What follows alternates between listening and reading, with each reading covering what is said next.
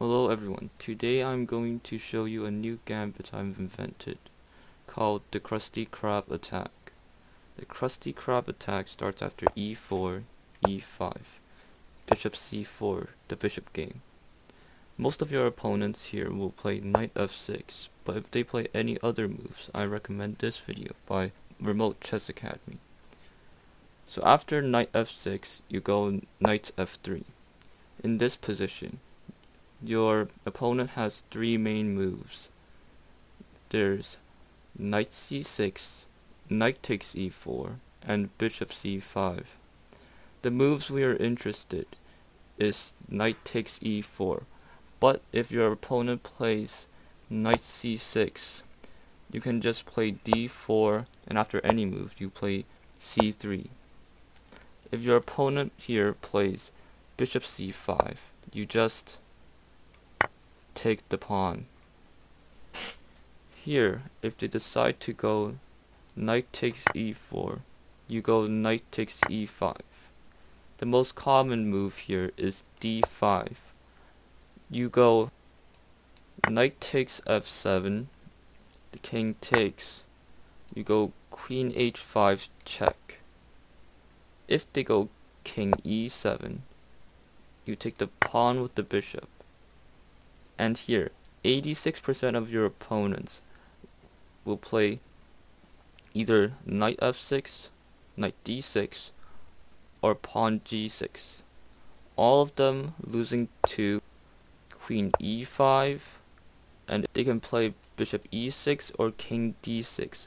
Both moves losing to queen e6 checkmate. Instead of king e7, most players will go g6. Here you go queen takes d5, then they go queen takes d5, you take their queen. After they play anything, you take the knight, and in this position, you are up 2 pawns and it is simply a winning endgame. If instead they decide to play king e6, the best move here is to castle, and in this position, your opponent only has a 50% win rate. If after knight takes f7, they decide to go queen f6, I recommend the move queen f3. Here, if your opponent takes the knight with the queen, you take their queen with the queen, king takes the queen, you take on d5, forking the king and knight. After they play anything here, you take the knight, and this is another winning endgame. If after queen f3, they decide to trade queens, here your opponent only has a 49% win rate. After knight takes e5, your opponent decides to play queen e7. The best move here is actually to castle. If they take your knight, you play d4. And after queen f6, d6, or queen e7, you play rook e1, pinning the knight to the king. If they play queen f5, you play bishop to d3, pinning the knight to the queen. If after knight takes e5, your opponent plays knight d6, the best move here is to drop your bishop.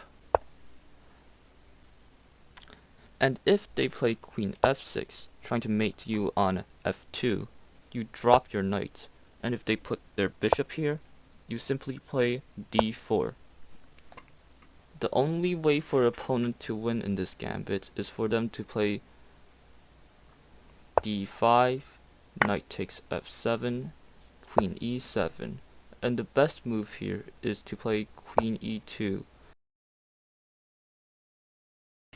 If you liked the video, you can leave a like and share it. If you want to see more videos like this, well, do not subscribe, because I usually don't post videos like this.